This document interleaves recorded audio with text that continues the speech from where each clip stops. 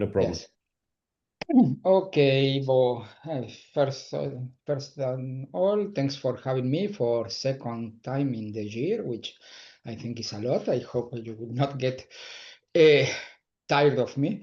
And to be honest, the first presentation I did at the beginning of the year was going to be about Pharo 13 at that time, and we didn't have the version was not grabbed up, so we prefer not to present that and then and instead present something else that we are working to, and that was the origin of the first presentation, the one of Pharo SIG. And now, after the release and everything, yes, finally we are here. So I'm going to try to present, and this morning I was preparing some slides and that, and then in a moment I say, you know what, in fact, here is a Smalltalk user group and people don't know want a presentation. People want to see things working or not. So my slides were going to be a little bit lame. I'm sorry for that. It's just a lot of the list of points that I want to present, and then I'm going to try to jump immediately to the Pharo that you can see if I'm sharing my screen. There is the slides in a PDF, and behind there is the Pharo image already loaded. So I'm going to try to I'm going to try to show directly the things which I think is more interesting. So I'm going to start if you're okay with it. So this is going to be Pharo 13 highlights. I cannot talk about everything that we did because 1 year is a lot of time, and this is a small community, but not so small that nothing goes inside. And I'm going to spend maybe too much time talking about a little bit of the future of why we do some stuff and why and where we are pointing what we want to do. So let's start. Yes, I'm Esteban Lorenzano. I didn't prepare the slides, the slide with my presentation. So I am Esteban Lorenzano. I am part of the core development team of Pharo. My responsibilities are too many. In general, I coordinate the releases and I take care about most things that happens in the image side if I'm forced to. More or less that's my thing. I'm working in Pharo since 2012, so I kind of know the thing, and many of the things that annoys you are my fault, but probably some other things that that you like are also my responsibility. So okay, so Pharo 13 is, as all our releases, is 1 year ride, and if you were to issue or something, you already know these numbers, but we processed this year 698 pull requests and 865 issues. That means a lot of things. It's more than 3 issues by day. That doesn't mean that everything there is is a change or it's an action, but that means that we need to process that. and then sometimes we see that issues accumulates and we have a lot of them now there that we would like to take, but we do our best, and that means we close around 1,000 each year, which is not bad for being a small team of core development.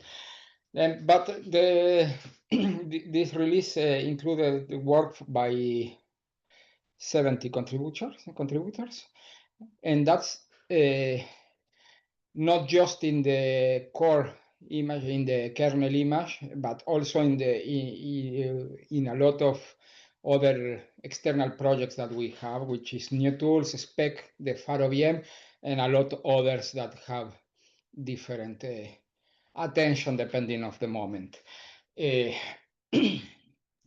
Those are incredible numbers. It's amazing to see so much work and so many people contributing. Fantastic. Yeah, and I'm not counting my special work. I work especially in these two. that are here. And there we work few people, but we are always doing pull request and integrating, and that's not counting that, but okay. But yes, and the Pharo VM is also moving a lot. But okay, so the first thing that you will see in Pharo 13 if you download is the dark blue theme. In fact, I just remove it here because for presentation it's better the white theme, but you can see it here. As you can see, it's like more dark than the previous one. It's based in one that I use every day, but mine had little contrast. This one is a little bit better, and then we include it. To be honest, I'm kind of disagree of the way the way how we included it, because I think that we should have just two themes inside the image, a light one and a dark one, and then the other should be loadable by people for a matter of cleanness and size. But okay, this is okay. It's very small. Also, it's just a palette change, so it's not so bad. And you have the options to do it. You have also the previous dark one and the light one, which is the one that I'm going to be using because I think in these presentations works better. So this is the first change that we have visible. Next of that, we finally have high DPI support. That means that the fonts now can be seen, zoomed correctly without that blurry things that we have. And I'm going to show especially what that means. This is something that people is asking for. It seems a lot, and I don't know if you can see there how the fonts looks perfectly now that we can zoom it, and this was not possible before. One other thing that you can see there is So that these are all vector fonts, are they now? What? Are they all vector fonts? No, the fonts are true type fonts, but it's just better handled than before. We were not handling them correctly, and we were not increasing the size correctly. There is some work to make this possible because, in fact, the real problem is that the high DPI screen were lower down for Pharo before. Even if we have 4,000 pixels, we were using just 1,000, and we needed to start using it. This has some problems because that means that the resulting image that we have in the canvas in the world is 4 times the size, so in memory it's harder to use. So it was a little bit, it was not just making the fonts look better, it's just a compressive thing. Which what is nice of this is that, in fact, once you have a compressor, you have the thing expanded, everything in the system is also expanded, even the icons. Wow, there is an error there. Okay. I should not. It's because this is album, which is something that I loaded for presented later. But everything in the image is also scaled properly, not just the fonts, and that's good. But as you can see, there is one thing that is not completely fine scale, and that's the icons. The icons starts to be blurry after a time. We kind of fixed most of the case for here for the basic cases, because now fonts, the icons in Pharo are more like an icon set of Mac. I don't know if you know, but Mac delivers a set of icons instead just one for each one of them, which is an icon set, and then they choose when they scale or where they resize the screens, they choose the one that fits better. And we did the same, but this is not working. And I'm going to do it, for example, one time. This is not working as good as we want. So now we are asking ourselves if we shouldn't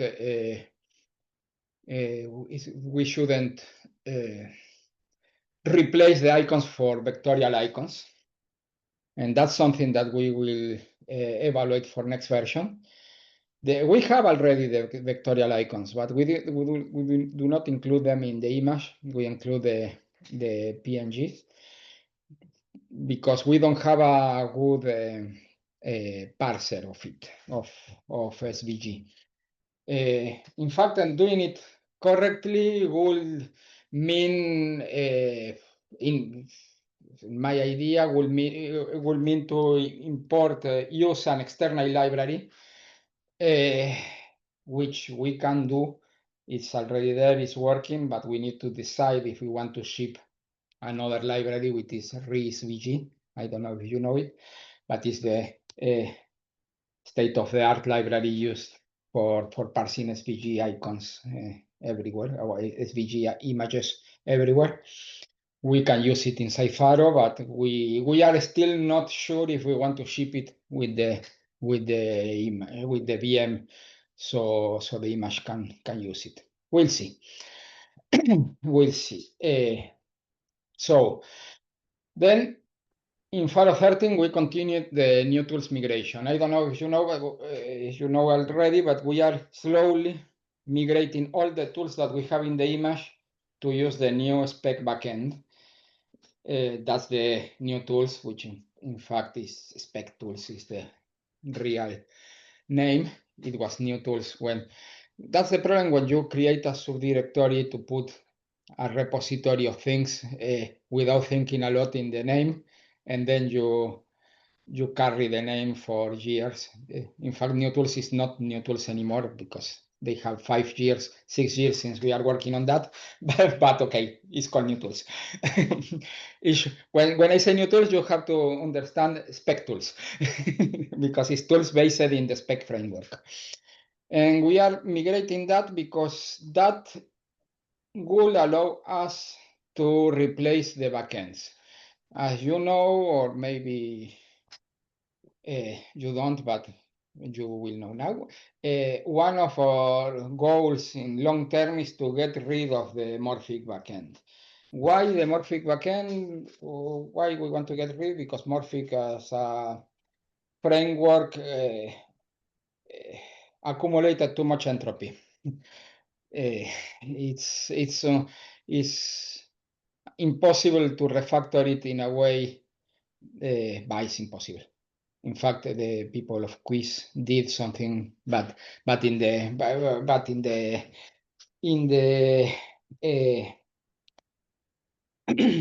in the effort, they lose a lot of things that they are adding now. We're not going to talk about them, but we evaluated that we do not want to have a Morphic there. We want a reimplementation of things that allows us to, and we want something that allows us to change it. Because, for example, at the beginning, we thought, okay, we do block. Block is the vectorial graphics backend that we are working on. And then we build the tools on top of block. But if we do it directly, as we did with Morphic, then if tomorrow we want to change block, we are limited there. So we started spec, which is a declarative framework for doing user interfaces that has backends, and then we started to migrate the tools. And the problem is that we have a lot of tools. They are at least between the big ones and the small ones, there are more than 40 inside the image. Tools, and we need to migrate most of them, or we need to evaluate if they are needed for sure, for real, or if when we migrated, if we do a small modernization. And that's the things that we are doing. So we are slowly migrating, and once we have everything migrated, then we will be able to replace the backend for good, because then we carry all the tools that we have without losing functionality and that. So what's new tools? We created a new transcript, which I've showed you right now, which is this one. And as you can, as everything in a transcript, you can say, okay, it was like this, trace here, and then it's going to be there, and that. It's a transcript. It's a very simple transcript. But when we migrated this, for example, we started to evaluate it. We do it exactly as before. Before, I don't know if you know, maybe yes, it was just a stream, and you just were putting things in a stream. But that needs to be tail safe, needs to be a lot of things now. So we refactor also the engine, and this works now with beacon signals. Beacon is an announcement, an internal announcement mechanism that we have. So when you are putting when you are putting when you are sending a string to the transcript, that in fact generates now a signal, and the signal is carried to the transcript if it is open. If not, it's discarded, of course. And there is a buffer of transcript that you can fetch. For example, I can close this, and I can open the not a playground. I can open the transcript, and I can fetch it, and I will get all the things that it has. Of course, that means that I need to be able to clean it, but okay, I can just clear this and refetch, or just reset, and then I cannot refetch anything because I reset the buffer. That's some small things that we added, and that's the spirit of our migrations. In fact, we take the opportunity to try to improve a little bit what we had, without in fact changing the functionality, which is still which is still needed by the users. So next, I say there is the new. Well, simple. That's really nice, actually. It's a good example of something you always take for granted, and then it's like, yeah, actually, yeah. But you know, this was not so simple to do it. In fact, at the beginning, it looked simple, and it was not. One thing that we add, for example, that is very stupid, and also it was not so simple, is the fact that now every component of the new tools remembers its size. So if I resize it as I want it, and I close and I reopen, that should reopen in the same size as before. This was not like that. This has some problems, but because, for example, you don't know, but the playground and the inspector are actually the same component. So if but sometimes I do not want to resize the playground, but I want to resize the inspector, and vice versa.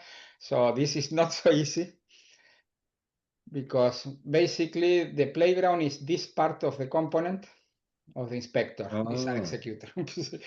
with a lot of things, with a lot more things there, but that's the inspector. So if we resize this, the inspector will again appear in the same. But I don't know if that was fixed, but the real problem is that that was fixed, because in a moment that we had a problem that then the playground was fixed, was resized also, and we didn't want that. But okay, that was fixed for the release.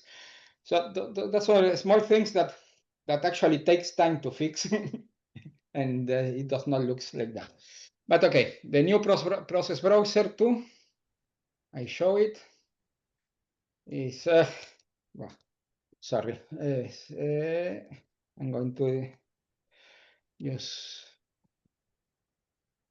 okay. One thing that I kind of don't like is that they change the priority of the spotter, and now you cannot find correctly that. But okay, that's part of the things. Where is the process browsing system? Well, this is the new process browser, which is kind of equal to the previous one, but we took the opportunity to clear also the commands that we have and add a toolbar that makes it easy to find the functionality and to understand what happens, but then it's the same. This is because it's out-of-date, and as everything I can expect. So it's a process browser. The process browser, for example, was implementing a lot of things that were dead code at the end, not used or not valid. There was a mechanism to actually profile threads, it was saying, but it was not working at all. And it was there, so we just didn't include it. Well, and that's the process browser. Then there is a Finder. I'm going to need, there is the Finder here, which is, it does the same as as before. What was? I don't remember exactly, but I think it was like this, no? Because this is not, okay, I don't remember exactly how it works, but it does the same as before. It finds things with examples and that, but and this one in particular, I think it does kind of exactly the same as before in a faster way because we revamped the mechanism internal. But it does not include anything new. It just it makes the thing works inside the spec. Inside the spec framework. Same for the file chooser. Small little observation on that Yes. that browser, where you were typing in the text, it seemed like it was pinned a little too high. What? You know, when you were, can you see like the text box? It's higher than where it says the text. Yes, but that's the problem. That's a problem with Morphic, and it's very hard to fix. And well, right, okay. This is the fault is this thing, in fact. Okay. That this is there and it's pushing it, and right. Morphic has problems for that, and it's very hard to get it right all the time. And so this is sort of one of the future replacements as we slowly morph. No, in fact, this is fixed in Pharo 14. This is the search tool, and it's fixed, but it's not fixed in Pharo 13. It didn't. Okay, nice. That's but it's already a sense fixed. Of things to come, right? Nice. Yes, then I can show it, but it's already fixed. But yeah. What else? File chooser, which again, system process, folders. I guess, oh no, this is the real one.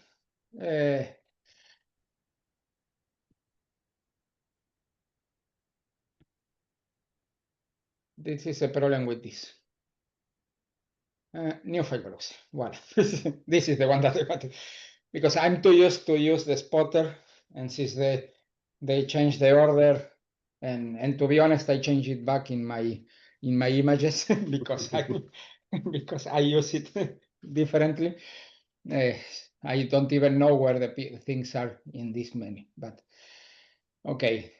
You see, it is an improvement. You have some navigation stuff, and you have these things. You cannot put bookmarks for the moment. That's not cool, but I wanted. No, yes. Add two bookmarks. What you cannot do is to drag and drop, but you can add it, and then you can have it's a file browser, but those that knows the previous one.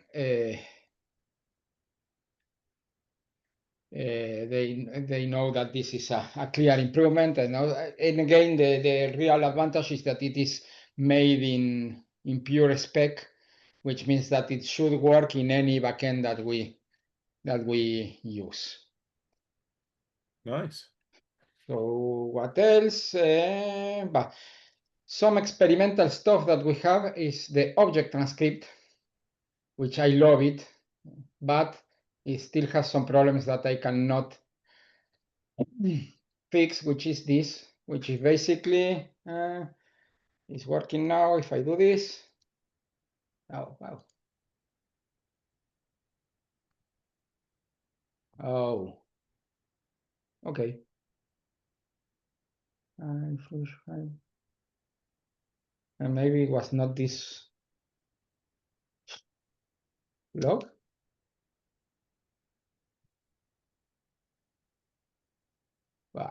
Okay, no.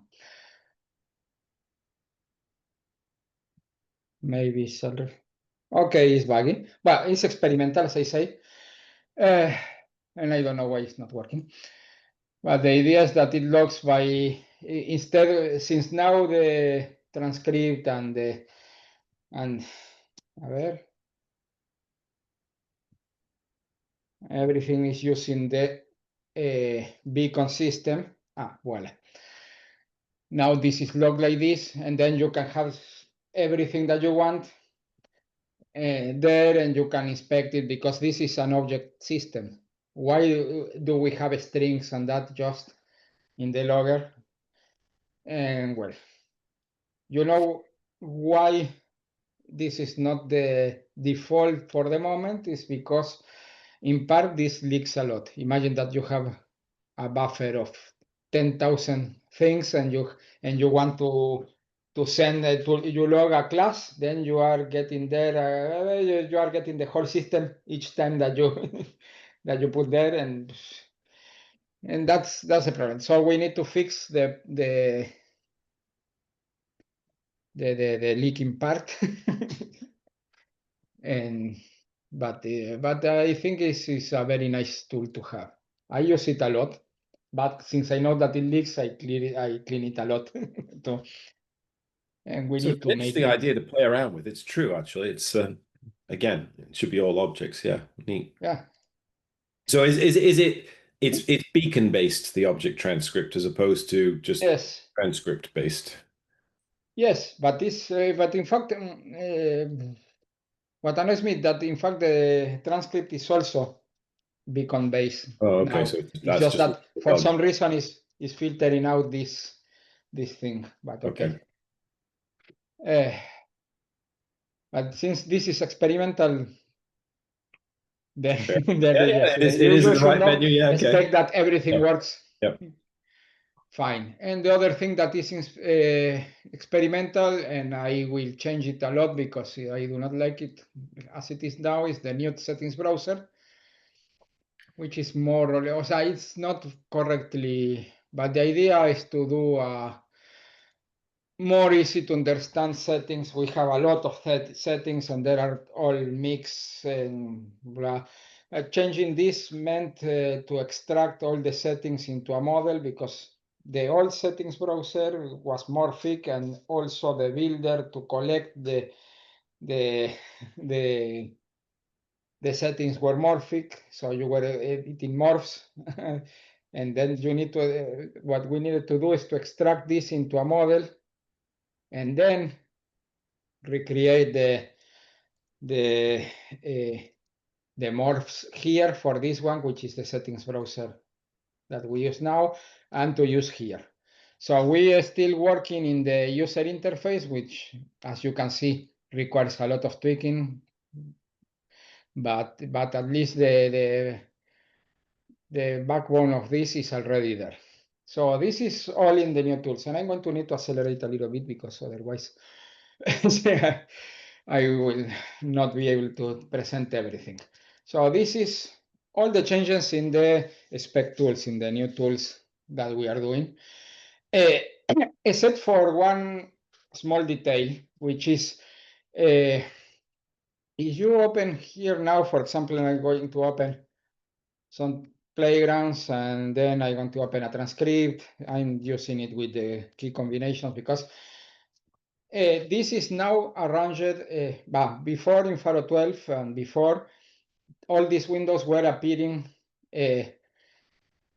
where the real estate agent believed that there was a plus for putting them, but it was kind of not really useful. It was annoying. So one change that we did is that first of all, now everything appears in the center, but and you can place it where you want. But of course, this is suboptimal because at the end, for example, as you can see, I always put my playgrounds here, and I imagine that people has this kind of tendency, and I always put my transcript here, more or less, let's say, and I always put my browsers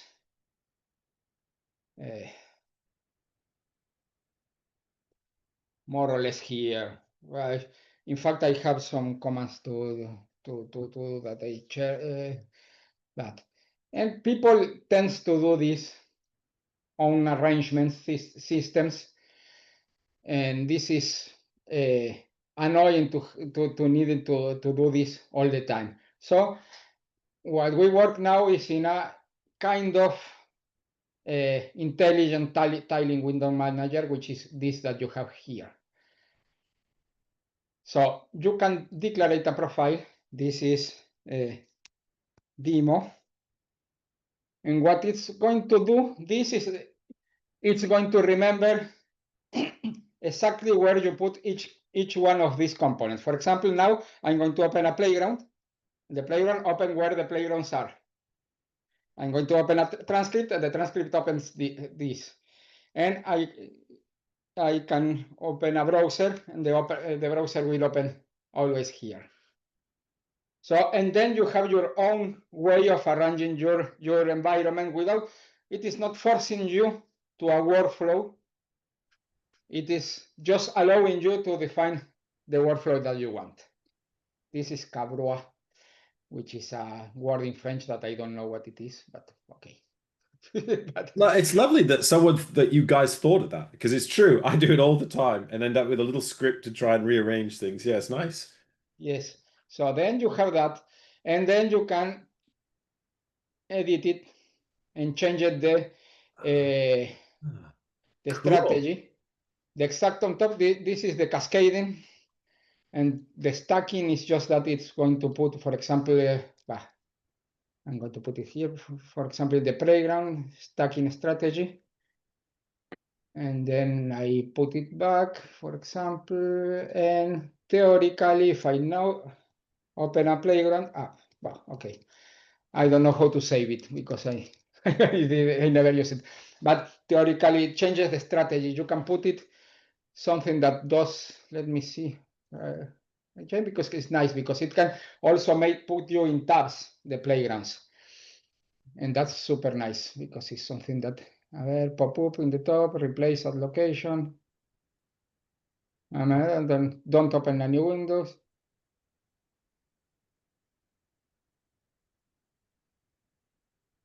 Oh, cool. Oh,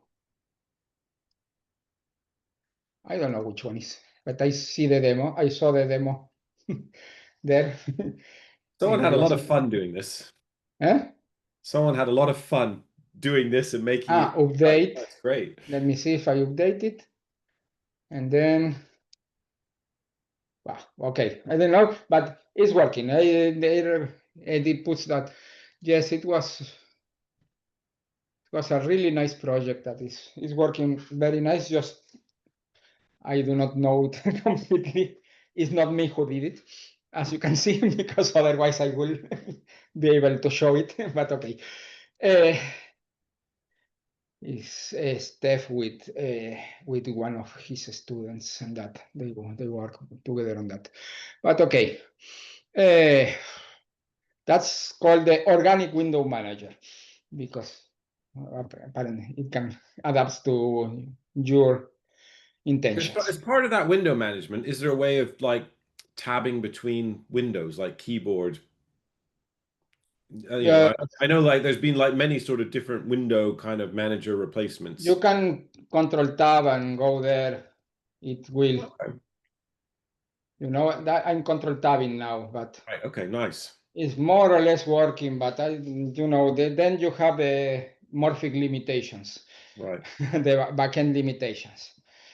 One other thing that we add in the new tools is the in the debugger is, for example, if we say try to execute this, the debugger will pop up, and to create it now, it will show this where you can choose where you can, so the same as before, but without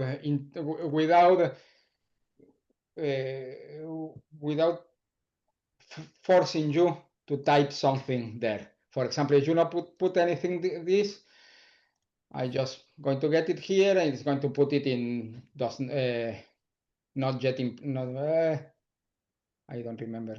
This is the and as yet unclassified. Yeah. As you can, but so it enhances a lot the TDD process, for example. Nice. And that is something that is nice to have. And we did also a pass in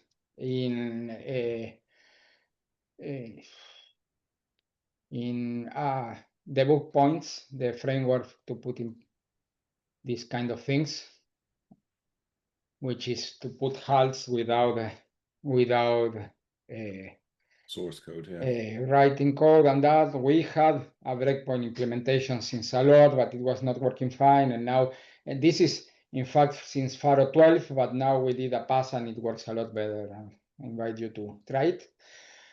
So next, that's what happened from the more visible tools that we have, which is already something. It's not a few work, I think, but we have more. First, what about Calypso? The real problem with Calypso is that we cannot migrate it as it is. We have first to refactor it. Again, Calypso was built on top of Morphic, and it depends a lot on Morphic stuff. So we need first to extract the model part and then refactor it. And then one of the real questions that we have is why we refactor it and not implement a new one. Well, the first answer to that is because this is the fourth browser that we implement. So at a point you need to stop doing that and start refactoring stuff. And we actually now are slowly refactoring parts, extracting parts, and replacing them. It's not visible at the moment, but for example, right now I'm working in I call it the source editor, because of course the code editor is already there. It's a high level editor that will replace this part of the browser. There is already a message browser on the works, but it's not working very fine because the scopes of Calypso are very complicated and we need to extract. And in fact, Calypso uses the old message browser for everything. If you do, for example, this is a message browser, and he will put all the hierarchy this and that, everything does he does everything with the message browser. So we need to understand it fine, and we are working in replacing that part of the message browser, and then we will replace each panel of this for a spec version, and then we will replace everything. So this will take a lot of time, but okay.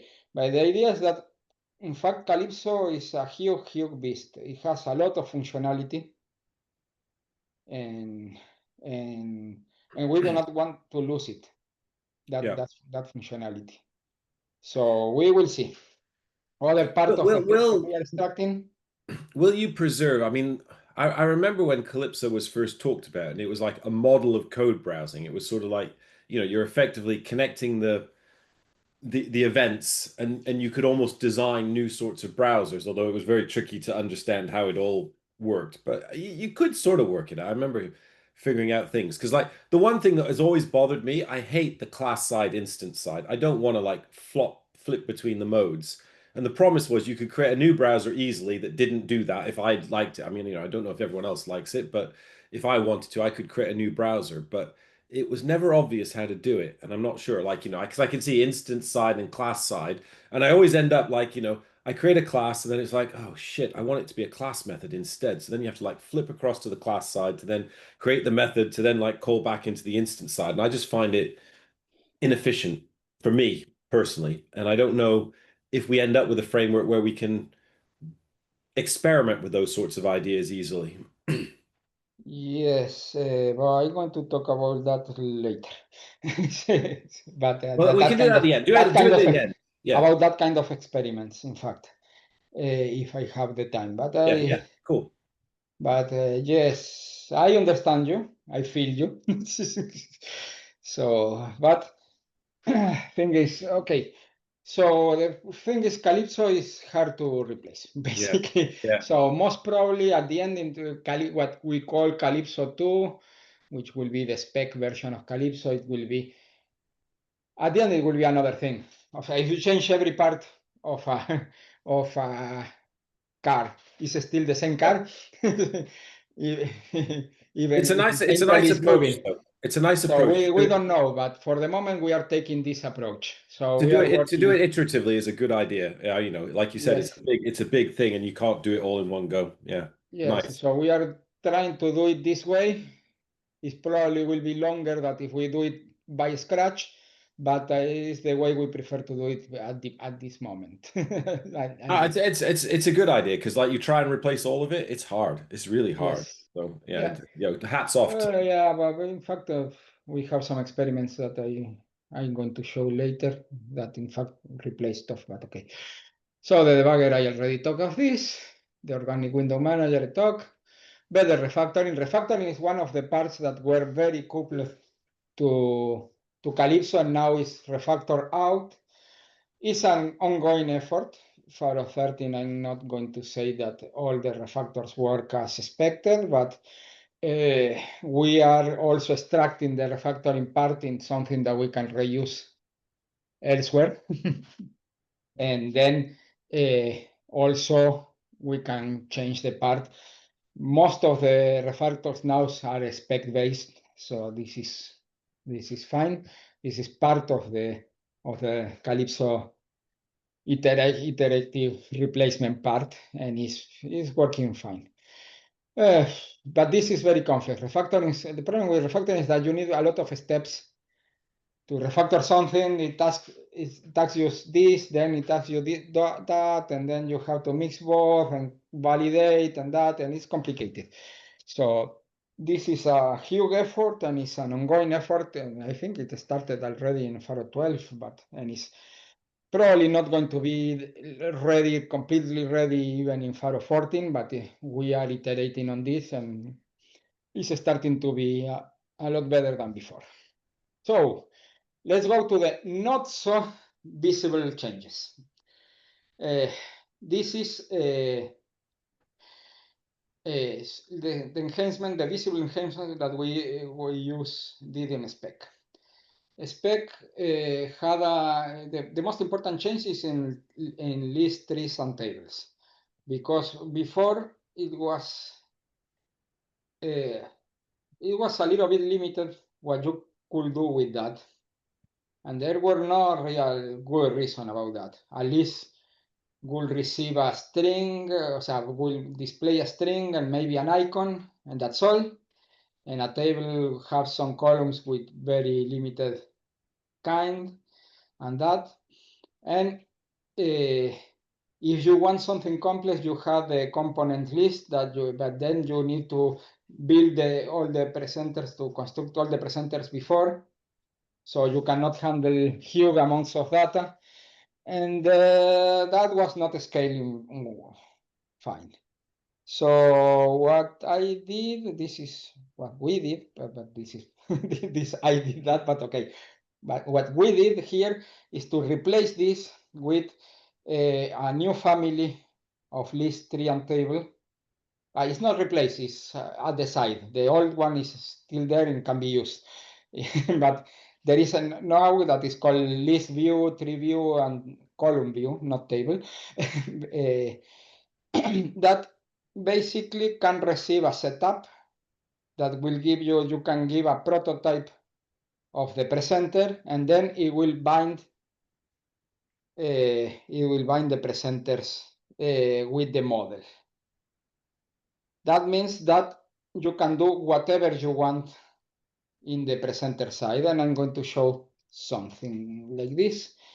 I have the list view presenter.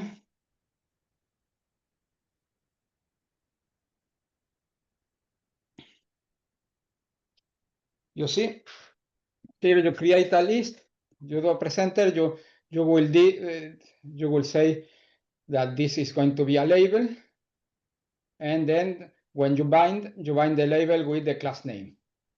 This is the easiest fast, and oh, voila, you have, oh wow, I have a list. But then you can do weird stuff like this. For example, you can put the setup, can receive a huge and complex presenter. You give a presenter, here is because of the scripting. Of course, you can do a presenter with all the complexity inside and just put one there.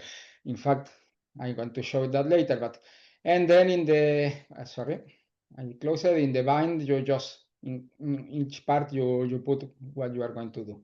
And then you execute this, and well, it does not look so good because it's just a thing. It's a list with an icon, a list, and buttons. Before you were not able to have buttons like that inside a list. And that. So, but of course that requires, and that's replicated also in trees, and that I don't want to. So that's the same, but it's repeated in list, and that you can do the same. Now, for example, this with icons and morphs, and you have all that without a problem. But that's, of course. And then what I say, I want to use this to replace the old list component, list presenter. So, but I need that to be backward compatible. So I create what is the easy family of this.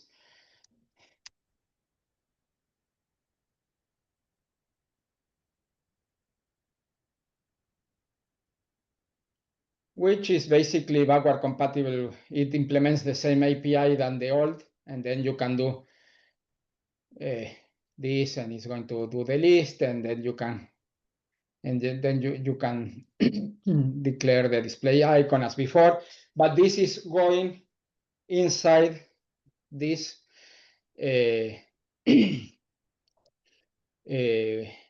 this is going inside this using the setup and bind, which means that you can, for example, use a generator in your model, and then you will have a huge list, an infinite list, without time-consuming approaches. So that's working fine. But then there is a new step, and the thing is, why do I have to set to define everything in a setup if I already have an abstraction that allows me to define anything, which is the presenter? So I want to be able to put a presenter as a row, and well, that's already implemented. I wrote a little bit example here. Let me comment this first. So I create an application, I create a presenter, I add a layout, I create a list with an easy list view.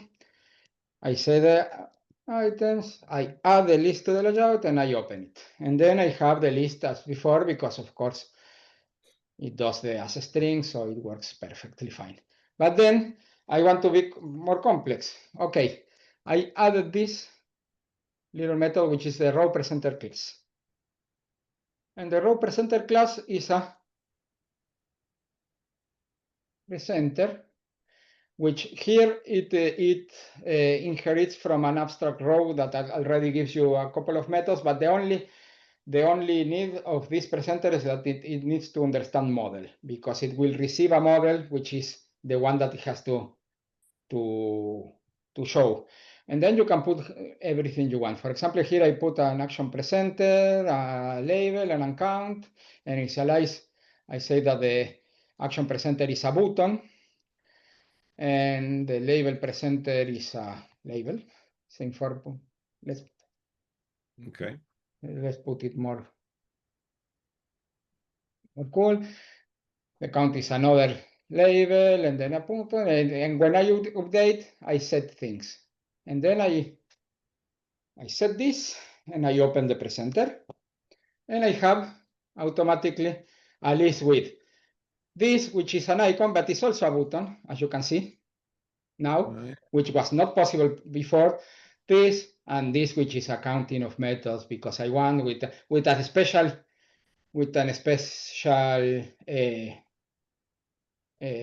style, so it shows differently. Nice. And that means that you can put everything. In fact, for example, I could put, let's say,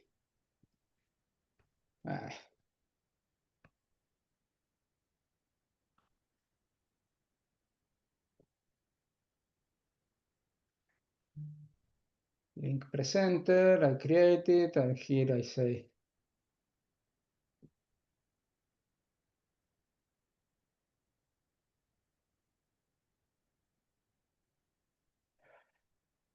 link add an action to, no?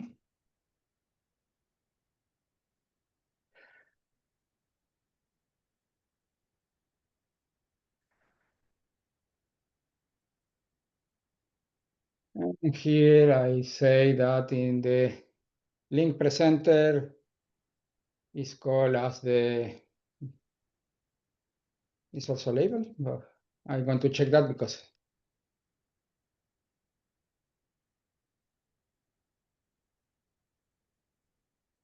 they also receive a label, no? As an action and a label, yes. Whoa, okay, we still have the red square of death here. And then, since I check that, and then look, and I have a link. So Nice. I can put everything I want here. There are some limitations. For example, that the height of the row is constant, but I can change that by styles.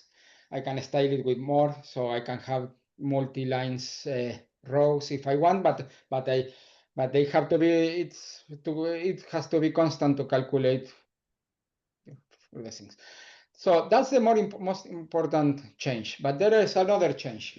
Before, which is important in spec, before you have the context menu API, I don't know if you know, to define menus, and you have the context key bindings to define key bindings.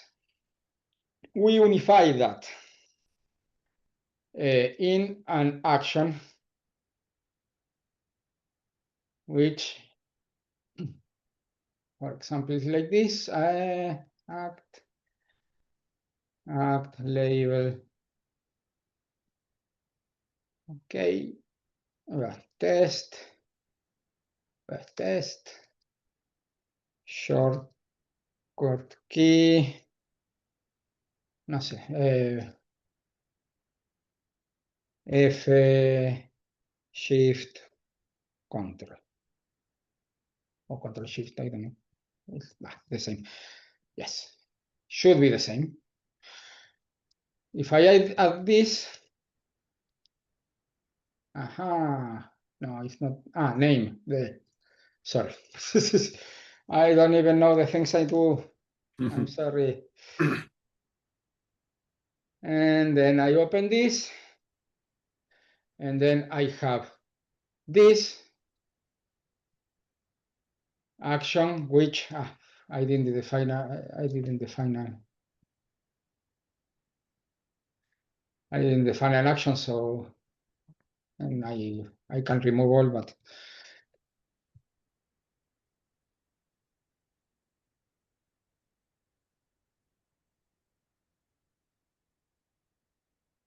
I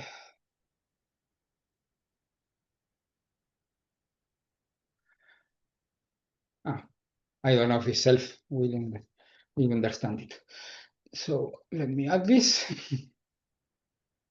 Should understand it because it's nil, but we never know. And then I have this, which of course. Right, it's happening in the background, yeah.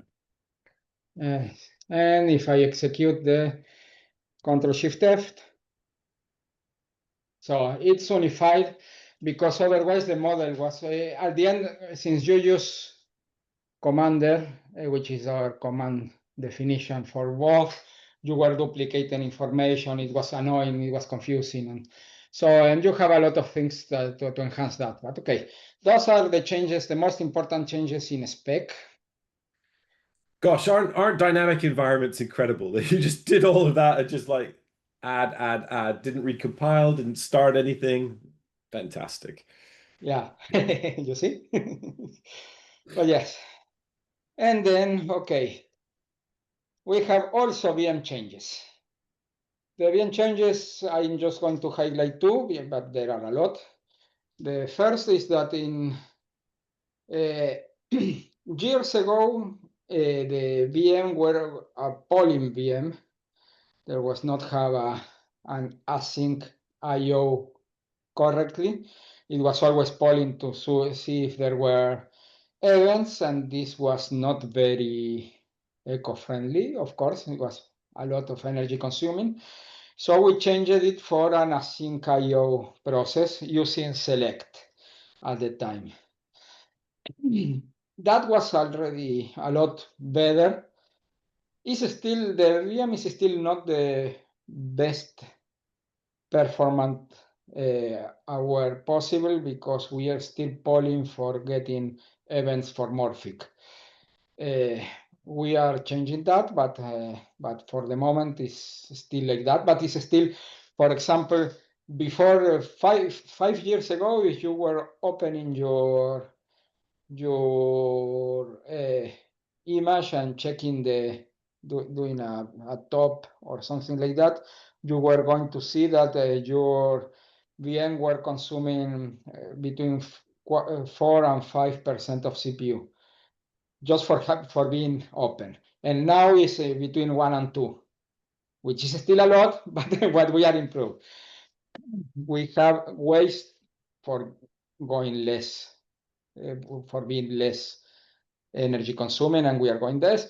But okay, and we changed that now for ePol, which does not improve that part of what I'm saying, but select had a limit of 1,000 of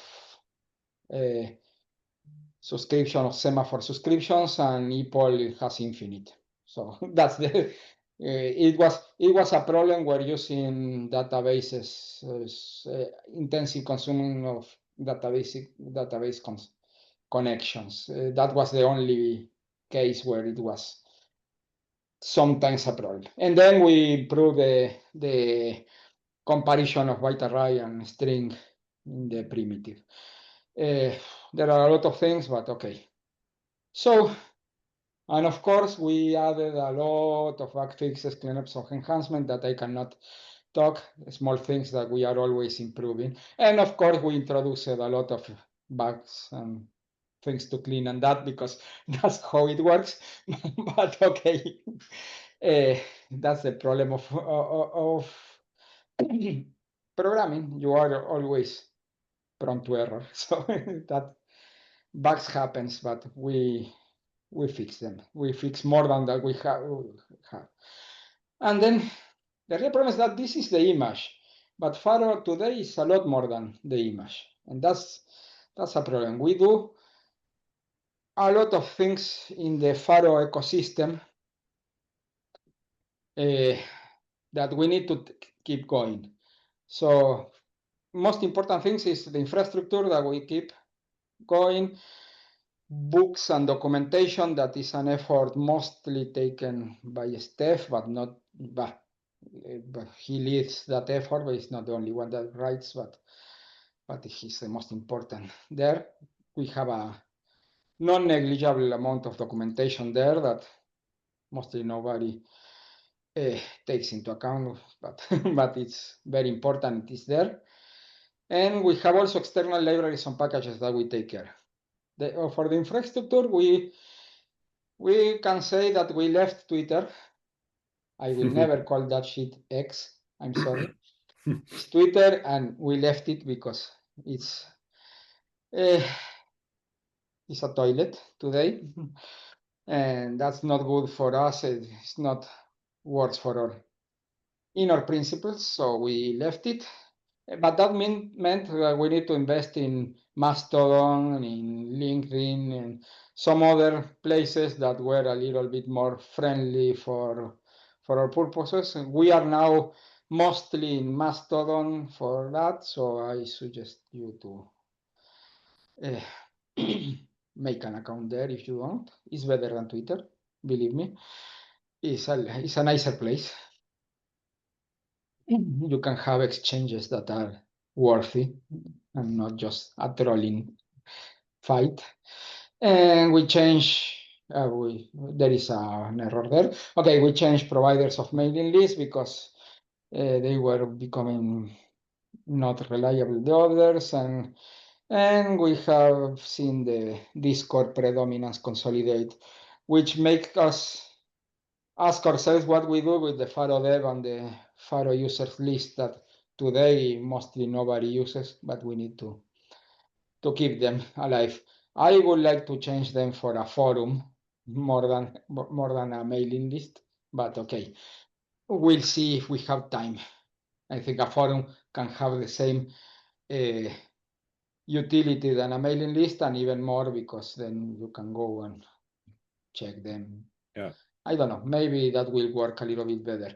But as if for real, if we have 10 messages in the mailing list a year, 10 real messages other than ours is a lot. So there is everything happens in Discord today, which is not bad, but okay. But it's a problem for traceability of discussions and that. That's why I wanted to experiment the forum. But okay. Okay. The books, the most important thing is that the spec book is out, and it was a huge effort by Stefan Kohn, and I helped a little bit, but writing documentation is not my strongest point, so I thanks a lot them because they took something that there. And there are libraries and packages. There is a lot of libraries and packages that we take into account, and we work and we keep ongoing because they are needed for the people that use Pharo. Aleph is something that came to my mind when I was writing this, which is something that people uses when you have a big image, you can have a big slowdown when searching for selectors, for implementers, senders, and that.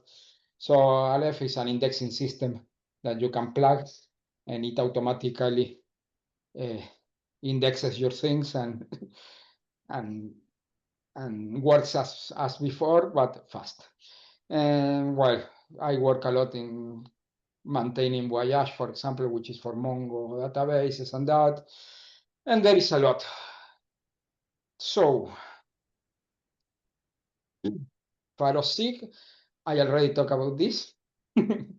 And this is one thing that we are doing now to enhance the ecosystem of Pharo. We believe that that's a big problem that we have. Since Pharo, or Smalltalk in general, is a small community, we have less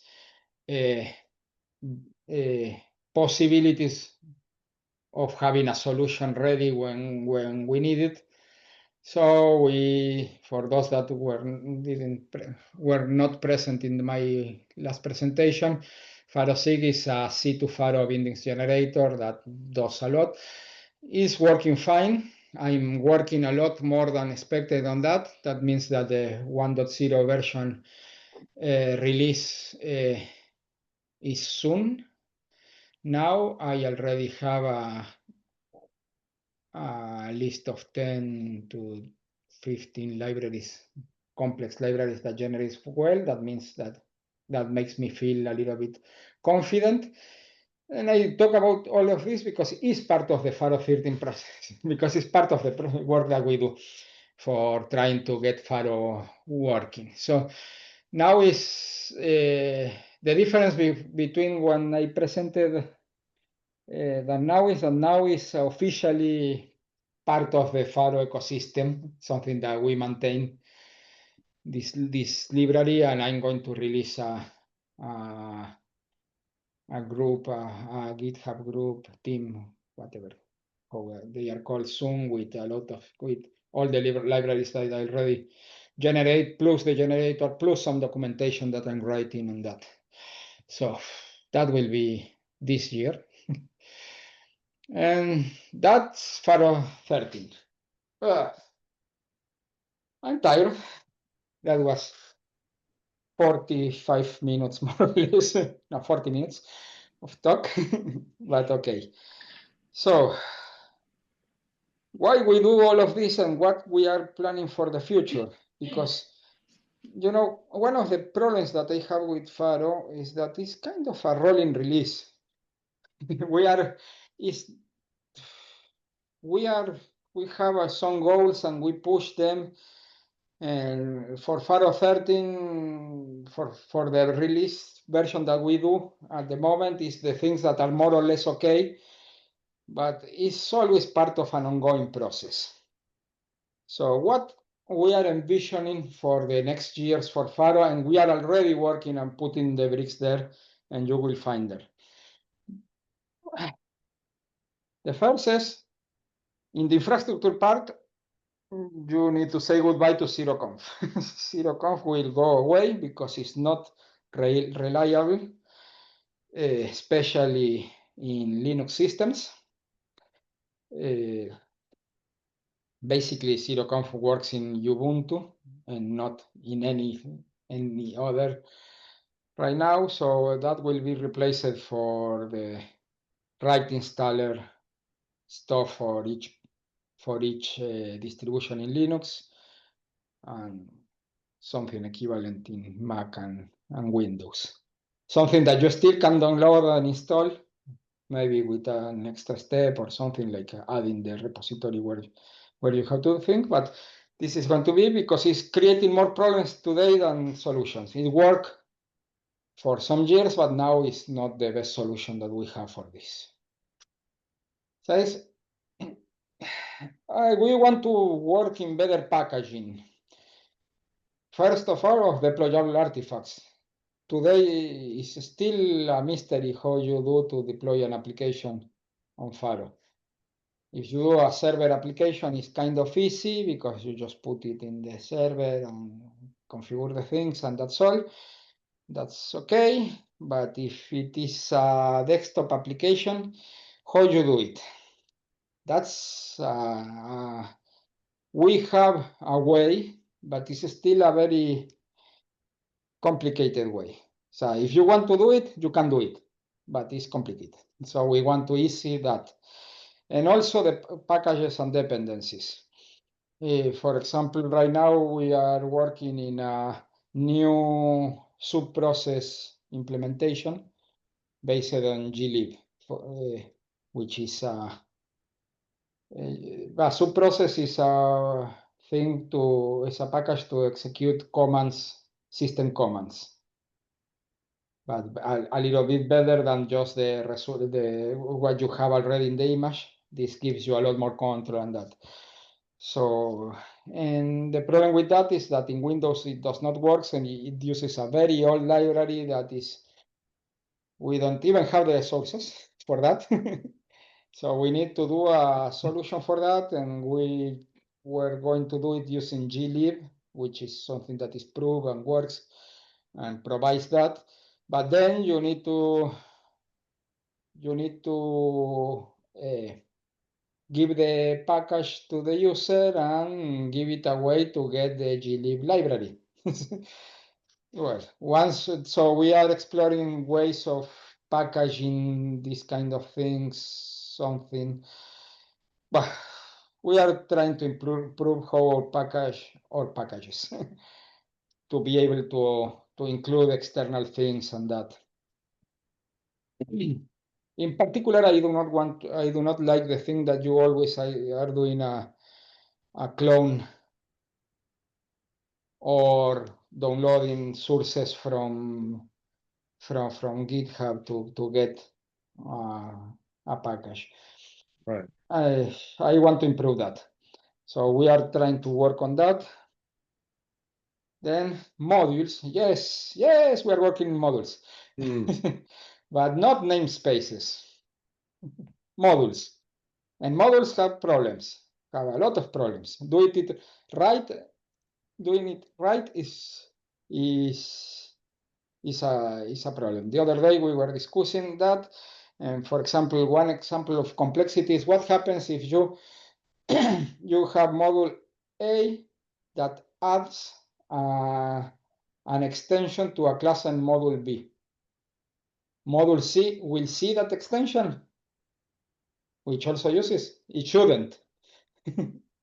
For example, that's completely. So there is a scope. There are a lot of things. It's solvable, but it's complicated. So we are working on that. That's for sure. It's not going to be for Pharo 14, but we are working. Right now, we are writing a new compiler that will be able to find the things with models.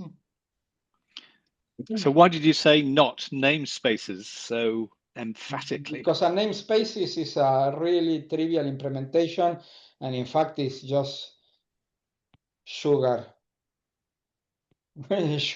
sugar for a name. It's not really. It's static. It's not a real module. So when you say namespaces, you're talking about a particular implementation of something, not the general concept of namespaces. I'm talking about what I know. I don't know the general concept, but I have seen namespaces working in Java and C# and that, but we do not want that. So is it more akin to like Newspeak kind of modularity?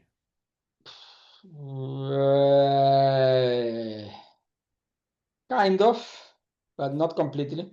Okay. You know, for example, that Newspeak forbids class extensions. Right.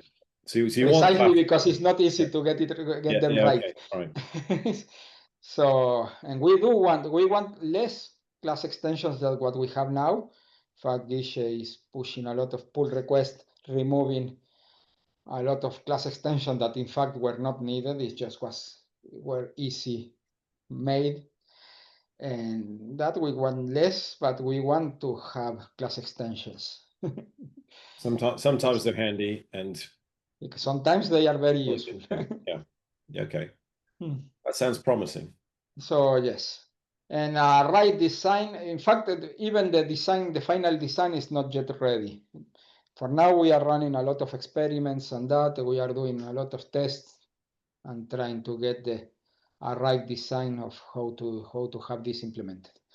And that's why it's going to take time. But yes, we are going to have them eventually. The main reason why I want to have them is because I want to be able to work in for example, in the debugger without breaking my debugger. Right. So I want to be able to load a new version of the debugger and use that, for example. But okay, but there are a lot of good reasons to have models. Then block top law, for now you should be tired of listening about this. But since the target is to remove morphic, we need to replace it with something. One of the things that can replace that is block and top law. Block is like a replacement of morphic. It's a low level, kind of low. It's not low level because it's not low, but it's a construction bricks in the same philosophy of morphic. And top law is a set of widgets on top of that. Then there will be a spec top law, and then the tools should run correctly. I could show something with Toplo, which is because I loaded it to show it, but I do not have all they are not so sexy as it should, I think. For example, I have a problem, but this is a problem because SDL in Linux is not working fine. It's not a problem of block. It's a problem of my institution, so I cannot show you, but it's working fine, and it's coming. So, for example, I have a code editor. It looks very small because it's this is an external reason. We use SDL2, and Linux moved to SDL3, and they provide a compatibility library that uses SDL3 with the SDL2 API, but that compatibility library is not as good as the library, and then it's not scaling correctly. So it's not the fault of of none of myself. But as you can see,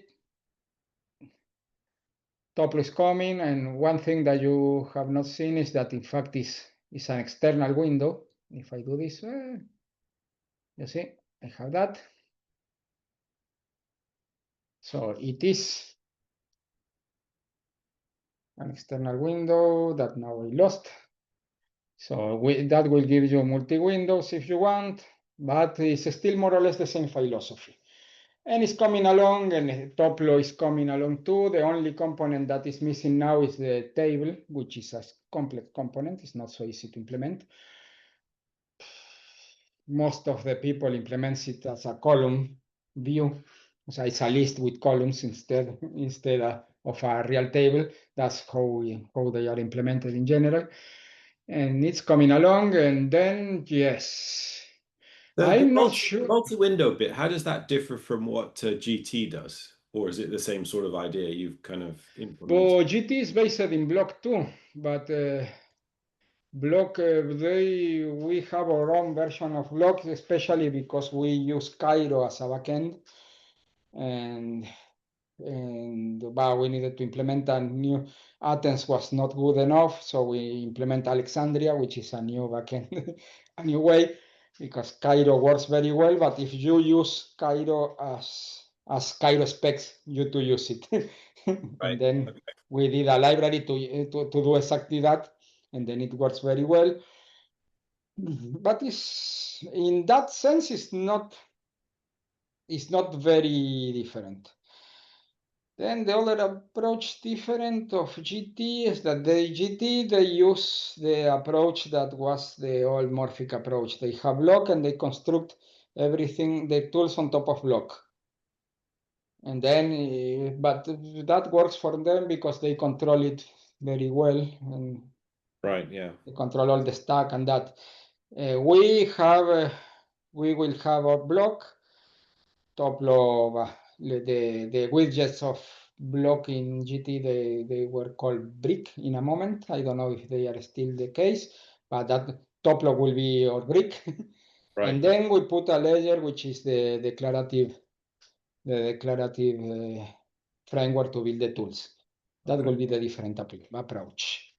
And that is coming. I don't know if for Pharo 14, because I feel, for me, we are still green. We'll see how it moves. But then. And then there is a little other thing that I'm experimenting, because the real problem with this is how you build a modern IDE that talks, that works well with the operating system, because we all know that an operating system should not exist, as Daniel said, but okay, we lost that battle. They exist. And we need to accept the reality that we cannot not communicate with the external world, and we want a good integration with these things. How will be an IDE, a modern IDE that is Pharo, that has all the power of Pharo, but it also asserts the reality that you, other than the windows of Pharo, you will have a lot of tons of browsers and that in your system, because right now Pharo has the canvas metaphor. And the canvas metaphor works more or less fine to isolate the environment, but then you have 20 windows open each 5 minutes, and then you have to close them, and it's complicated to work. So, and then, well, okay, taking all that, and I started to work in a new experiment last year, which is this thing. Voila. This is what I call the doc browser. And the doc browser is a new approach for the IDE that uses most of the components of a spec. For example, I can open the process browser here, and it's exactly the same that we have there.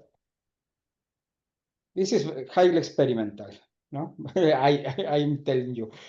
But the idea is to propose a different approach to the organization of the IDE that we have today. One of the things that I think is that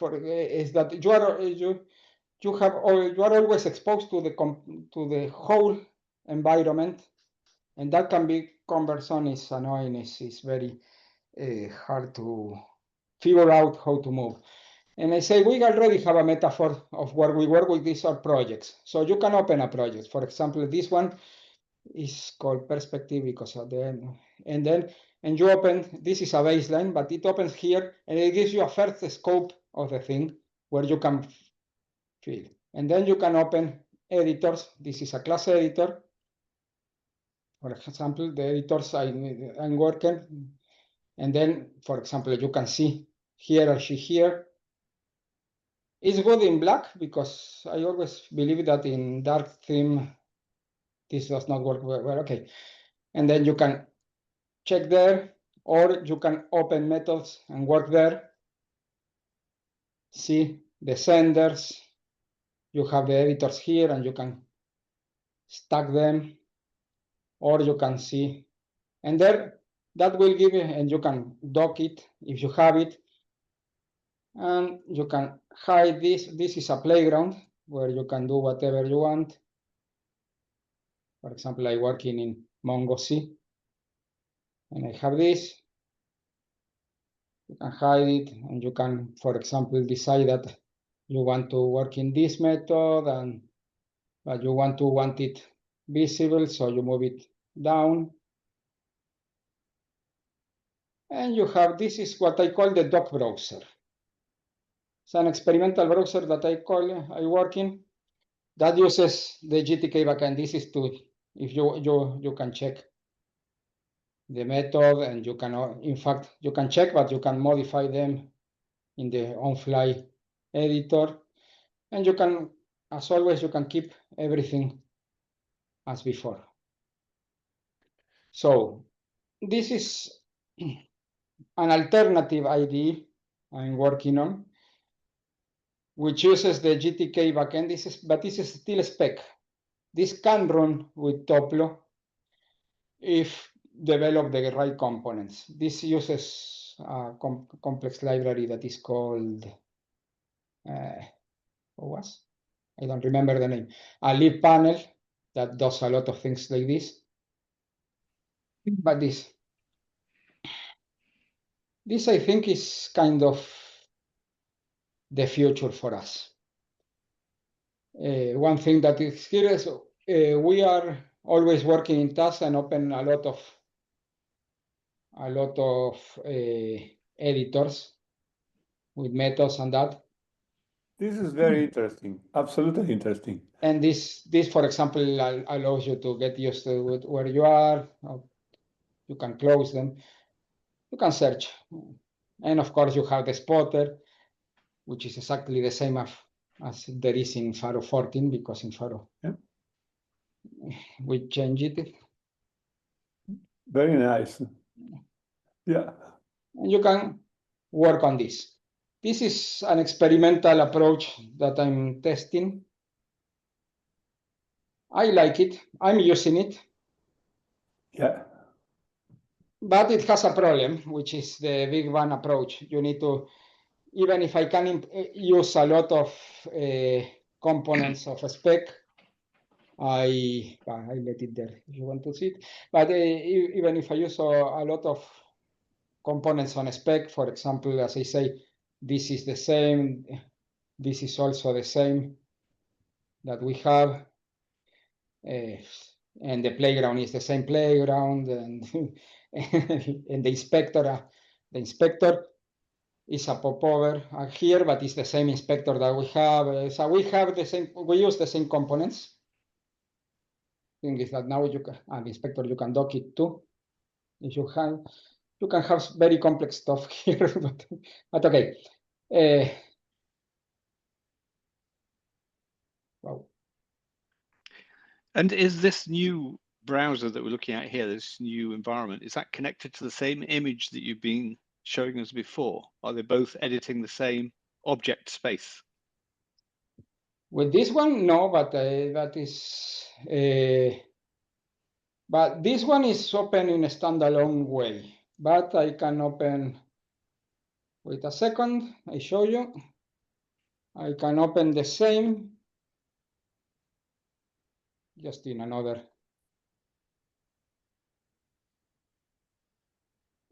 This is the same as before.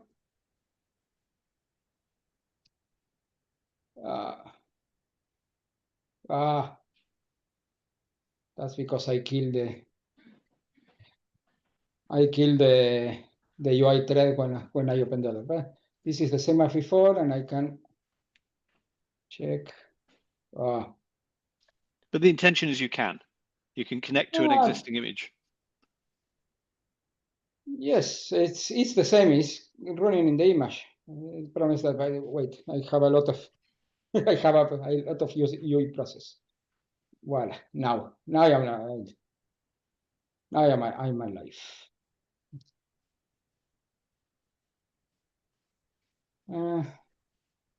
You see, this is this image. I have this here that I have it before, and let me check this.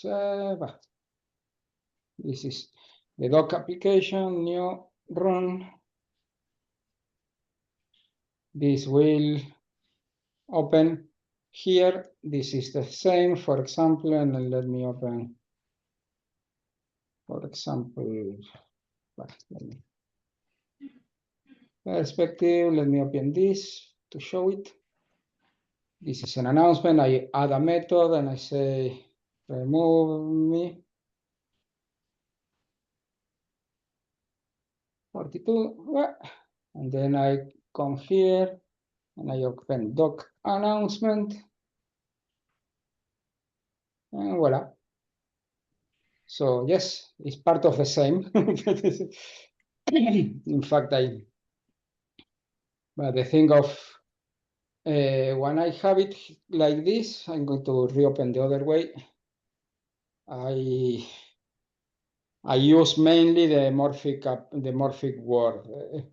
When I open it like this one, like this, if I do this, for example, that this is a standalone. First, this solves the problem of the energy consumption. This is going to go to this is going to go to 0 if you are not using it. But then the other thing that I can do this is, for example, okay, here I have also the possibility, I have another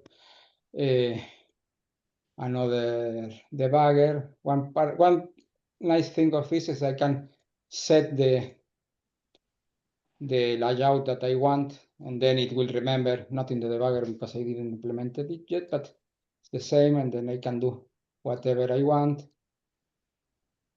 And then, so I experimented with that. That's why I use it in general standalone, but yes, it's the same. I could inverse the thing and open the amorphic word here, but didn't try before. So I don't know if it's going to work, but yeah. So this is experimental yet, but this is looking good too. So I will continue pushing it to see where it goes. I think it can be a nice addition also, even not as a replacement, because it has his advantages and also his complications as everything, but I don't know. And the model that it uses, like, so to go back to where earlier in the talk I said, class and instance could Yes. for an object. Yes. Could you show class and instance methods in the same list, but just, distinguished in some manner? I tried. Thing is, I do not like trees. I do not feel them very, Yeah. very But like, could useful. class methods be at the top and But bold and I instance methods below, right? Just yes, but I tried that.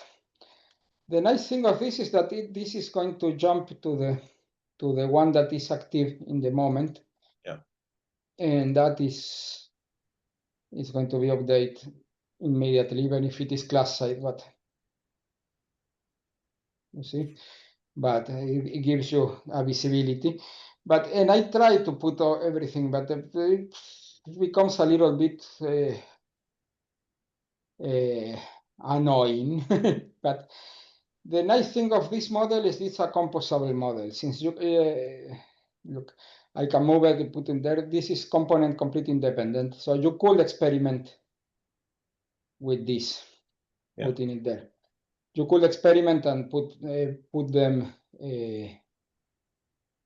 put a different view as you want. Right, yeah. Presumably, when you select a class, Yeah. other component has tabs for instance and class methods, but that component could just say, you know what, I'm going to render them in one list, and you could play with that sort of idea. I mean, I don't know if it's a good idea, but just No, I experiment that, but you end put in a tree or something like that, and in fact, if you can have, you could put that into a list, into the same list, and mark them exactly, yeah.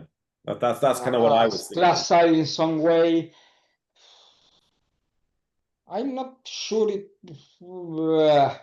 how you do with the variables, because one thing is, again, I'm sorry, again here. One thing that is nice of this, for example, is that once, yes, here I have the class definition and that, and I can touch and everything.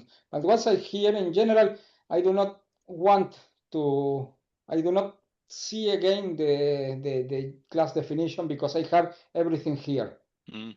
And in fact, I can put, for example, this, and I can see that this is a Boolean slot, and it will reflect it by, maybe it's not very visible there because it's small on purpose, but okay. And it is going to behave differently, and that, and you can have, and you can you can filter by the variable, you see. You can not filter, but here you filter also the methods by the variable immediately, which is something that you already have more or less in Calypso, but it's kind of annoying to use. So and Tim, I try to enhance that, but what I I would tried say in putting response this. to your point is that it looks like we're presenting two different sides of the same thing. One of them called the instance side and the other called the class side. But in reality, they're two different things. They're even different classes in reality. One of them is the meta class that you're programming, and then the instance one is the class that you're programming. So really, you're programming different objects when you're on the class side and the instance side. They're not sides, they're different things. Yes, but is for the programming point of view is more like one thing. Yes, yeah, I know what you say, and you are right. But from the programmers see that as just one entity, which has an instance side and a class side. I agree with you. It's different. It's a different thing. It's a different beast. But but the thing is how you It's do just annoying. It's when in the early days of experimenting, it's annoying to flip back and forth. You can't decide. It's like, is this like a class method? Like, particularly for instantiation, I suddenly decide it's like, you know what? Maybe I should have just had another parameter. And then I'm going to flip back, add the other parameter, and then call down to them. And you're kind of flipping back and forth. And I don't know. I just find it really a nuisance. It's just like, I mean, when it's established, I get that you want to hide the complexity, but in the early days of designing and figuring out the interface, I just find it really annoying going back and forth. There you go. So I've got a general question about life, the universe, small talk, and everything. And it's this: over the years, the small talk community has invested a huge amount of time and energy and brilliance in working on GUIs.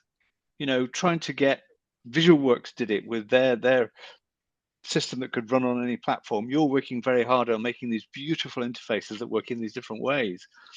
But a lot of these problems have been solved for many systems and environments and context by using web technology to do the GUI side and just have the image side be the possessor of the model that's being presented, rather than trying to have the model code trying to wrangle the operating system to draw buttons. So why have we done this? Why do we focus so much energy on trying to render a button and trying to get the widgets right, trying to get the fonts right, trying to get the icons right, where we could just delegate that to these things called browsers? Well, a browser also requires a library to do a button. Yeah, but I'd have to write it. I'd have to solve that problem. Yes, it's a philosophical question. I'm not suggesting the problem is right or that wrong. I agree with you, just that I agree with you. I do not think that, but my answer is not to rely in the browser, because the browser has a lot of other problems. In this case, I'm using GTK. I'm not caring about. I do not care about those things. For example, Can you listen? Can you listen to me? yes. Yeah. Okay. Hey, Bruce. I am not. Sorry, I'm not completely agree with you. I agree with you with one thing, that Smalltalk spent a lot of time in those years to doing things instead of doing other things. But what you do, it depends on what you are interested at. But about the user interface, at the moment, when you program in another programming language like Java, like Go or whatever, you use an environment that it has a rich UI. So Smalltalk as a UI, like IntelliJ is a new UI to programming in Golang or in Java or whatever you want. And those environment, they have widgets. Java has everything by in the case of IntelliJ, everything is done in Java, but everyone has a set of widgets for doing a programming IDE that is usable in every operating system. At the moment, the development done in the web is just starting. You say that, Giorgio, but have a look at VS Code. If you look at the VS Code IDE, all of the things you actually see are really rendered by a browser. That entire interface. But they have a lot of problem at the moment. They use a huge amount of memory, and they are quite they are heavy. So the people is not so happy with Visual Code. So there are a number of competitors that try to do something more efficiently. I understand what you say, but if I can give my opinion, I have a contradictory point of view in this. In a way, I do believe that yes, we have a too small community to actually try to control the full stack of everything, of everything that we do. As as we do now, having everything from bottom to top. And then I want to find ways of enhancing that. In the other side, part of the power of Smalltalk is precisely because you control the whole stack, because you can go and modify every part of it. So I feel it's complicated. And at a point we need to find a common ground. I will never go to the browser because I have worked 15 years of my life in browser technology, and I know that it's going to, at the end, it's going to be more like a problem than a solution. But yes, I will try to use intermediate things like, for example, using the GTK library or something instead of everything, and maybe being able to mix both approaches. Yeah. That's what I was. In fact, one thing that I didn't show is that in the GTK, because what I was showing the doc browser is is a spec application with a GTK backend. So, and you can mix it with Morphic backend. You can put Morphs there, and you could put block there or whatever you want in case that you need it. That could give us the power that we want without the limitation of having to maintain, especially because the real problem here is maintenance. Yeah. The real problem here is that okay, you do a full stacking, it's very nice, then you have to maintain it. Yeah. And that is the real cost. As a systems architect, I will put always a big warning in having to maintain by yourself something so big with a community so small. But okay, but say the real problem is that the power that we have is also because we control the stack. I tell you what, I think this is definitely one of those topics that we should discuss in a pub with a beer. Yeah. Yeah. Yes. But okay. So to finish my presentation, one thing that I wanted to explore is I feel that Pharo moves too fast. Of course, that's good for us because we are trying to reach in a point or reaching a goal and that. But sometimes that can be annoying for people using Pharo, not developing Pharo. Yeah, you are. And then I would like to explore ways that we could have a slow down of Pharo. Not the Pharo development itself. I will split the things. So having a part that is long-term support, and then a part that moves fast. I don't know. It's part of the things that I, as a Pharo developer, want to explore in the future because it's been years since we want a long-term support version. But it's hard to get because a long-term support version means effort, means resources that we do not have. So I would like to see if we could in some way reach that eventually, and that's something that I'm exploring how to do it. And for the future, I would like to see at least a part of Pharo, let's say the Pharo minimal, that remains stable during 5 years, for example, and that people can load Pharo 14, 15, 16 on top of it without a problem, for example. I would like to see that. Because at the end, what moves fast, in fact, is mostly the tools. The kernel part of Pharo is very stable, but we cannot profit on that today. Well, I mean, is that like the minimal image that you might deploy for a web app kind of thing? Is Yes, that kernel is the stable thing that you don't yeah, have? Yeah, and it that is sounds very stable, yeah. and it is very stable. But it also gives you that minimal image as well. The thing is minimal that you can that deploy. you know what I would like, for example, to take that Pharo minimal and be able to load, as I say, Pharo 13, Pharo 14, Pharo 15. So the 4 versions that we say this is going to be the long-term support. So people can actually keep going in the security fixes and the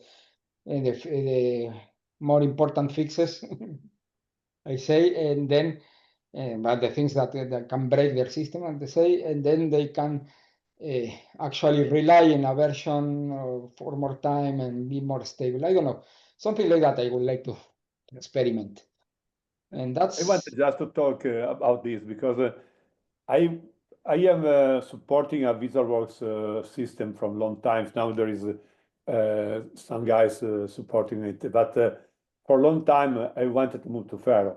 But having a system that is working from 10 years, and Pharo means really fast, and especially it seems that the new version is not compatible with the old. So this was keeping me far from using Pharo for a professional use, and that is something we would like to do. So we are now looking for an escape from VisalWorks, and Pharo is an opportunity. The other one is Visual Smalltalk, because QIS has not a good Postgres support, and we work using Postgres. So that is fundamental for us. If it doesn't work well with Postgres, we cannot use that Smalltalk. So having a nucleus and to let the people know that there is something stable could effectively to attach to gather more attention around the product, because VisalWorks yes, is still a lot of people working on that, but it's becoming very difficult to work with the new people that bought Syncom, and also with Syncom was difficult. So it's difficult to find a system that is moving so fast and say we have to develop a code on that. But what we need is just the core, because we have a web application. We don't have a UI. We have the UI just for developing code. So that is the only thing we use.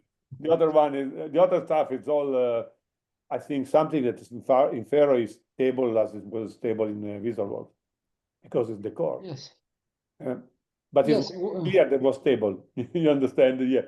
For me, Yes. everything was moving. I follow the news and seems that everything changed. So it's not clear that there was some nucleus that was stable and was standing on in the year. Yes. Well, yeah, well, as far as I know, there is Postgres version 3 working more or less. Pharo seems as a good working Postgres Yes, space. Yeah. No, I was talking about QIS as not so QIS is not an opportunity because it doesn't support Postgres, for what I know. And so if we want to move to VisalWorks, Pharo or Visual Smalltalk. But Visual yeah. as the envy, that is something we don't like absolutely. So it still remain at that level. And Well, we do have that, but also for trying to reduce the gap in the ecosystem is that I'm developing the Pharo SIG project, which is to provide a good interface with that. And for example, right now I'm developing a Mongo driver that uses libmongo C instead of directly the sockets, just because I want to test, because we have a common friend with Stefan that is having a lot of problems, and we don't because of the size of what she's using and that, and he has a problem that has handles that augment exponentially with time and that, and we have a problem narrowing the place where this is happening. So I'm doing the driver because I have the generator and it generates Yeah. immediately, and then doing the backend for that is kind of a couple of days work instead of 1 or 2 months. Yeah. So, and then that's why I think that we are trying to reduce that gap. We understand that there is a problem with the ecosystem, but what we are human beings with, Yeah. with I think families. expressing it as an LTS for a minimal image is I hadn't got that at first. At first, it seemed like, oh, there's a full Pharo, but I think the idea of a minimal image that is LTS is very appealing actually, because it's a Yeah. good deployment mechanism for people that have web apps, and then, like you said, you can layer the other stuff on top. I suppose Yes. it depends on whether you're finished with all the slot changes and all the things that a minimal image, Yeah.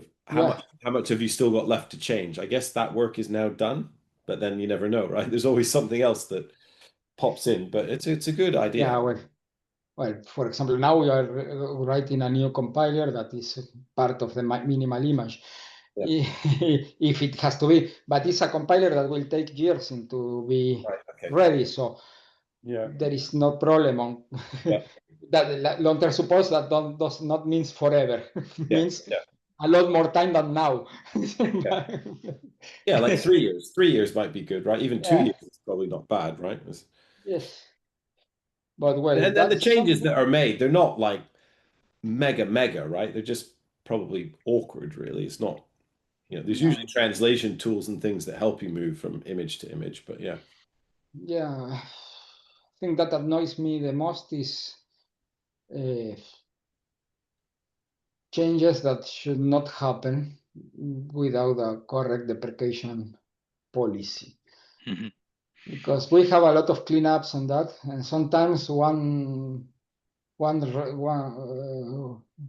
can remove a method, for example, that say, this is the same as the other, and then we remove it, so who cares? Nobody uses it.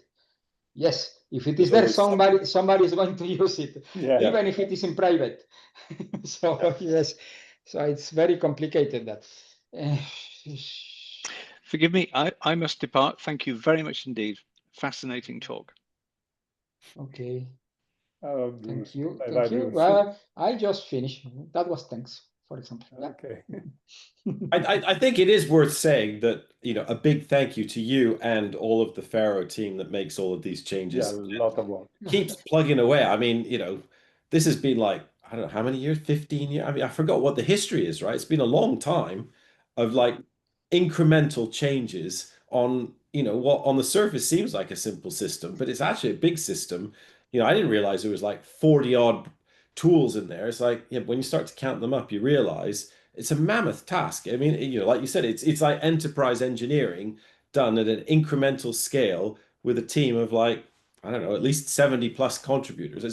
It's absolutely amazing, Esteban. And my heartfelt thanks to you and everyone that works on it. It's incredible. It's an inspiration. When I work in other projects in other languages and people are like, oh, it's really hard to change this. I'm like, you know what? There's a team that's been making these changes for like nigh on 15 years and they keep releasing and they keep systems running. So, I think everyone should take note of it. And thank you. No, Sometimes it feels like a heartless task, but my God, it's impressive. It really is impressive. to be honest, I feel very frustrated most of the time, because the real problem with Pharo is it has a entropic coefficient very high. Right. So You can it's make almost changes very impossible easily, to but that's modify. the problem. Yeah. It's almost impossible to modify anything here without breaking something Yeah. that has nothing to do in the other side. So and then you see, this change is going to be nice. Okay, it wasn't. It But you happens. still go back and you find different ways of doing it, right? And it's really Yeah. impressive. Yes, It's really yes, impressive. we're still doing it, but Yeah. sometimes it's very frustrating. But it's also a very nice task. I like to be here in general, except for those days. And then you just go and write another browser, right? Just a whole different browser. And it's like, how long did it take to So write that? no, the browser, the problem is that I'm writing it. I have another job, so I write that when I have some time and that. So I cannot say the time, but it's not much because my real job there is to do the spec framework and the GTK backend and do the new tools things. So for example, I do this. In fact, I started this because I needed a fresh approach. Yeah. I needed to start over to be able to think about, for example, in this case, the source editors. I didn't show it fine, but the idea here, all this part works out of the box in the Morphic backend. Right. So all the part of the what are the editors? I call this the buffer editors that are different, and this is going to arrive eventually to Calypso as a replacement of the editors that they have. Right. And I was not able to work correctly on top of Calypso on that because I need Calypso to do this, and then I break it and I cannot, and then I say, okay, you know what? I'm going to start fresh, and I'm going to start to experiment things that later we can use it to improve the real system. Yeah. The new browser could be used for attract new people because is one of the things that it take a small talk is scaring people is that it's completely different. So you have an IDE that is completely different from the other. The new browser is pretty close to the standard IDE. So if people approach Smalltalk languages with an environment that is closer to what it is accustomed to, probably it could be easier to check the language. When you open several browser and several windows in a different way, you find an environment that is completely different from what you know. Beside the fact that you use everything inside and you don't use files, and that this is the other problem of Smalltalk. Yes. People is accustomed to see files on the directory, and in Smalltalk they don't see files. But the browsers really makes the idea very close to something that they use every day. The IntelliJ set of stuff is done in the same way, and it looks very familiar. So it can be something that you can use to say this is the language, and this, instead of Yes. yeah. Yes, but to be honest, that was part of the plan. Yeah, That's part of the idea. yeah, because That's it looks part of the very close. idea. It looks very, but it's really nice. If you have, I think I will. If I move to Pharo, I think I will use that environment when we will Yes. available because it's very nice. Yeah.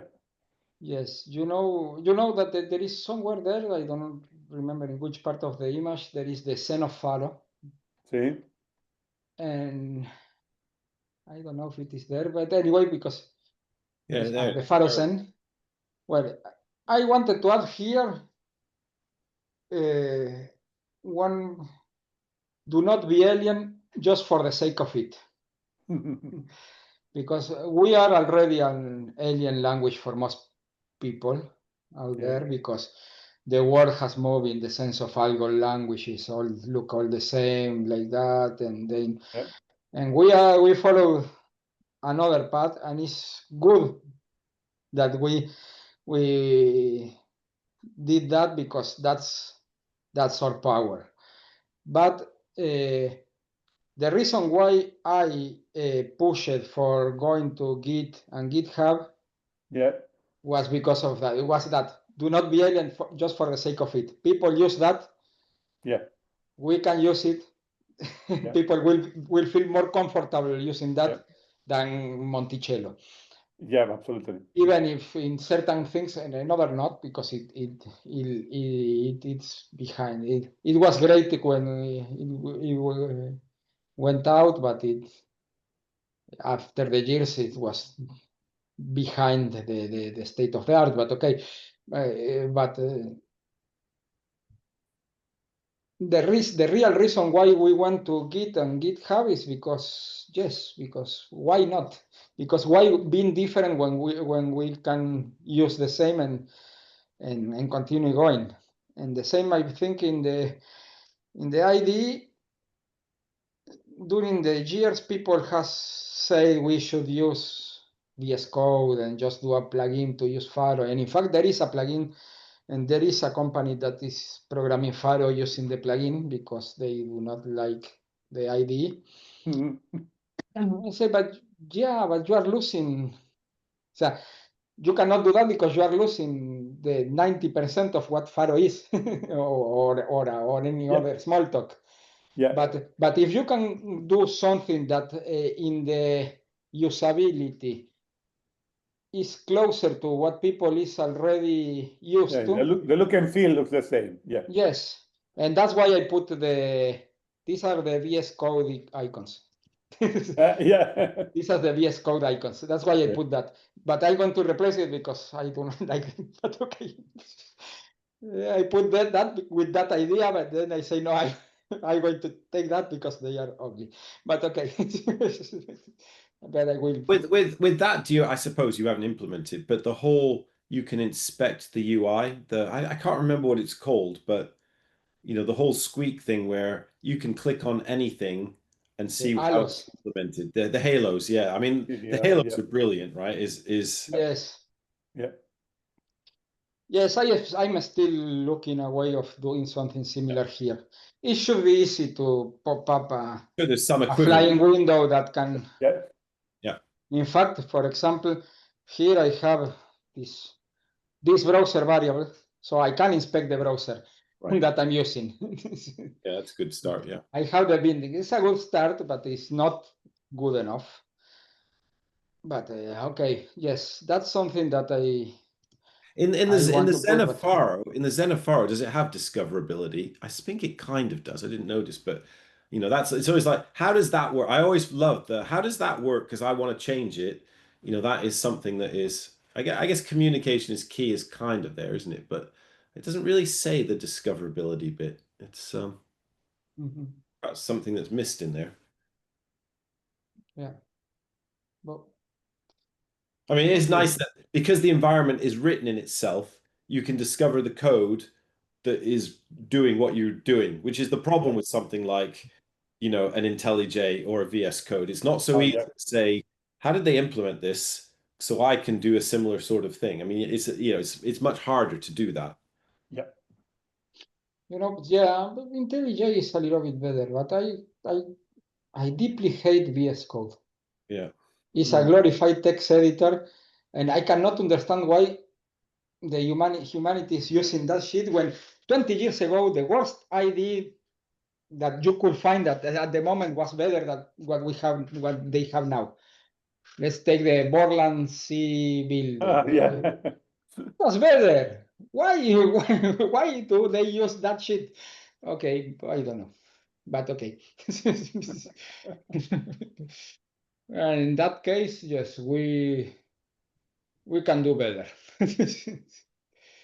But okay. Okay, that was my talk. If someone wants to say something, otherwise, I'm starting to be very tired. Yeah. Thanks a lot. It was really interesting. Thanks. Yeah, thank you. Thank you. Thank you for having me, and well, grab a beer. But let's hope. I've got a little girl to put to bed. I don't know. Are other people hanging around to talk, or I'll come back in a minute, or is that a wrap for everyone? I will leave because I will leave.